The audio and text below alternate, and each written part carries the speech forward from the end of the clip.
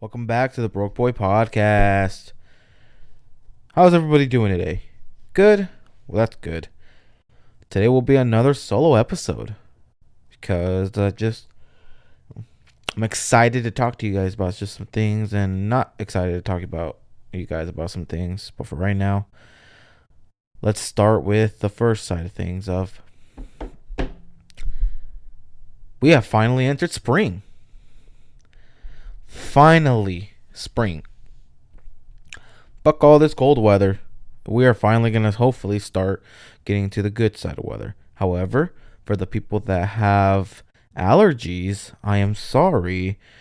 You guys have to get the spring allergy fever season, which sucks. And I'm sorry that, you guys will have to be going through that. But, I mean, hey, anyone can have fun during the spring, right? Yes. But, yeah, so I started listening to a new audiobook. It was called Hustle Harder, Hustle Smarter by Curtis Lee Jackson, better known as 50 Cent. And let me just tell you guys, holy shit, was it bonkers. But I mean, was it bonkers? It had, I believe, 4.5 or almost 5-star rating. I think like over 18,000 people, if I'm not listening. If I assuming, let me see, title details. Almost 18,000. Yes. Almost out of 18,000 people, 4.9 star rating. That is magnificent. That is fucking amazing. It's pretty hard for a book to be having that absurdity of ratings. Good ratings, too. So, but yeah, it was, let's just say it was really good. And, it mainly just talks about, his life lessons from street wisdom to the art of the deal. He shares his stories and wisdom from his continued rise to the top. And one of the ones that really stuck out to me was him talking about fear. And he says, don't get comfortable with fear. Because this is a, like, kind of, I guess, like a part from the book. So this is not me saying out of my head. This is, I believe, part of the book. But this is what 50 Cent has to say about fear. About not getting comfortable with fear. Imagine getting shot 9 times. Now imagine surviving it. Going through the therapy to recover and feeling the intense pain of every wound for an extended period of time. You might be afraid of feeling pain like that again. You might be afraid to go back to the place where you got shot. That's exactly the way Curtis Jackson, better known as 50 Cent, felt the day he went back to his grandma's house, the scene of the crime, after recovering from his gunshot wounds. He felt fear, and he didn't like that feeling, but he wanted to get back into his routine of running every morning. So he decided to run in the same neighborhood he got shot in. It terrified him, but that was the point. It all boils down to a simple truth. Fear isn't the problem. Getting comfortable with fear is the problem. Being okay with your fear is a form of complacency. It's impossible to grow as a person, in a career, or in pursuit of a dream if you've simply found a way to avoid being in contact with your fear. Say you, like most people, are afraid of public speaking, but your job frequently requires it. Maybe you find a workaround, such as having a coworker present in meetings, or simply avoid any voluntary public speaking.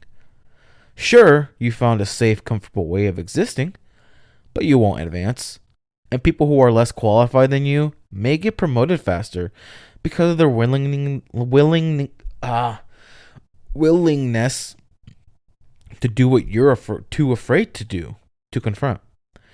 The flip side to that feeling of safety and comfort is that it's actually a prison. When you cave to fear, you're stuck. You're trapped. If you want freedom, You can only find it on the other side of fear. And that freedom is where you need to be in order to create, innovate, grow, or advance in any way. The biggest problem is that many people who are comfortable in their fears would deny it if you ask them. They don't see themselves as afraid. If this is you, there's a way to identify whether you're being trapped or controlled by your fears. And that's if you find yourself changing your routines or behaving in a way that runs counter to your best interests in order to avoid something. If you frequently veer into the stairwell because you see an intimidating boss stepping into the elevator, you're avoiding fear. Not going to an audition, saying no to an invitation that could help you network, not raising your hand in class when you have the answer. These are all examples of avoiding fear. So first ask yourself, what am I afraid of? Then ask whether the risks of confronting your fear are more important than the potential upside. Chances are, if you're honest with yourself, you'll find that the risks are worth it. And that is so true because I'm like that. That's why when I read the book and I heard that, I'm like, holy shit, he has read my mind. I mean, have you ever had that happen where, let's say, someone that's in a higher position than you, whether it be at work or just in school or just somewhere, they feel bigger than you, and so then you're like, well, shit, I feel like excuse my language, but shit, I feel like a pussy compared to them because they seem like they have it figured out. They seem like they're better than me right now. But don't be afraid to just simply just say hi. I mean, granted, you don't have to go and confront them and be telling them, hey, I'm not fucking afraid of you. I mean, obviously, just don't go be doing that. But don't be afraid if you see a higher boss than you to just kind of stumble back or just let them walk by. Because, and especially if you're going to tell them something, no.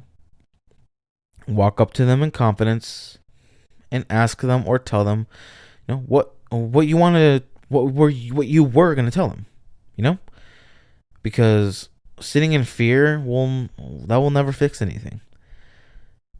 And I mean, that's how I am with a lot of things. That's how it was in school. And when it said about the whole public speaking of the coworker speaking, I haven't had anything having to do with a coworker, but I've had that happen when it comes to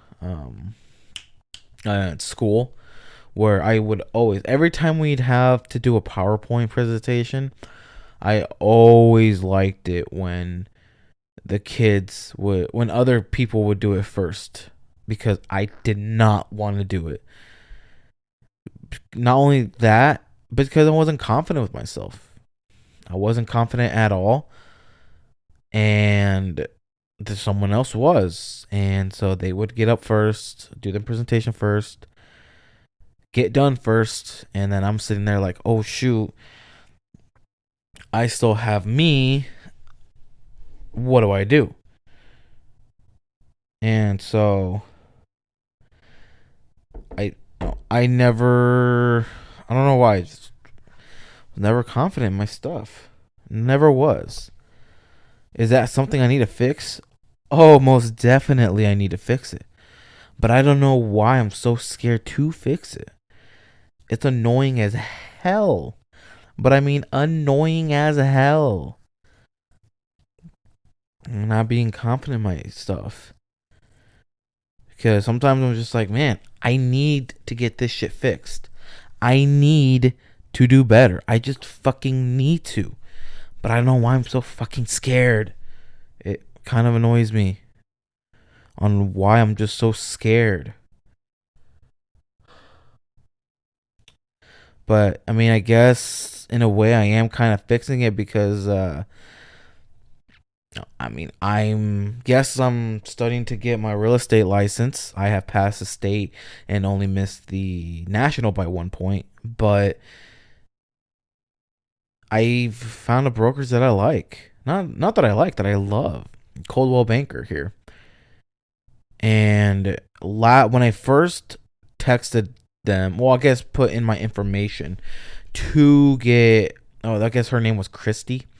To get her to set up a meeting with the brokers from that office. Last time I did it, I was terrified as hell. I did not show up. I'll be honest.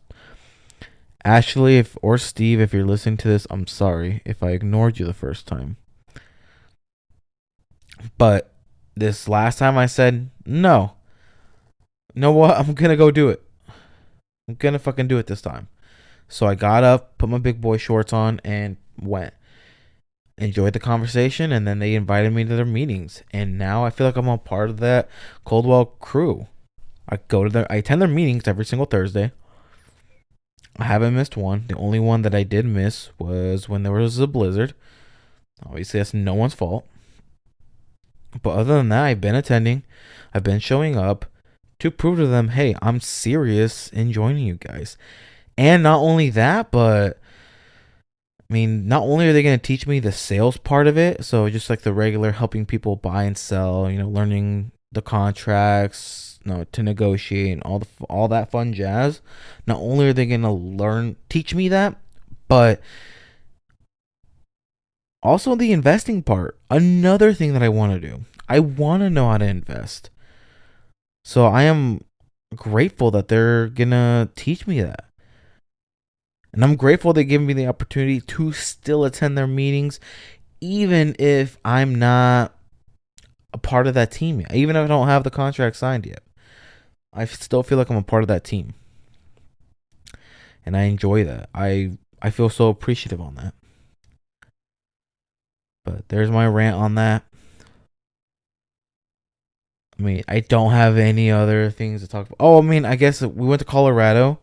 My girlfriend and I went to Colorado, she went to go see a concert, a band. I think she enjoyed it. I think she did. Colorado is just a beautiful state. I enjoyed every single second of it. Just beauty all around. Literally, beauty all around. Yeah, I mean, I enjoyed every single second of that. We had some Texas Roadhouse. I just saw the mountains and said, damn, it's beautiful here. And yeah, I mean, that's just how it was. I don't know what else to really be talking about Colorado. That's how it was. Oh, well, I guess the one thing is there is a huge difference from seeing what's inside the state of Colorado and Nebraska, because let me tell you, Nebraska doesn't have shit. I'm sorry, Nebraskans, but Nebraska doesn't have shit. I'm like, what the hell? There's nothing here. Compared to Colorado, man, is it a beautiful state. Man, is it beautiful. But other than that, I think that's really all that I have to say. Thank you guys for tuning in. Thank you guys for listening. I love each and every one of you. And I hope you guys have a great rest of your day.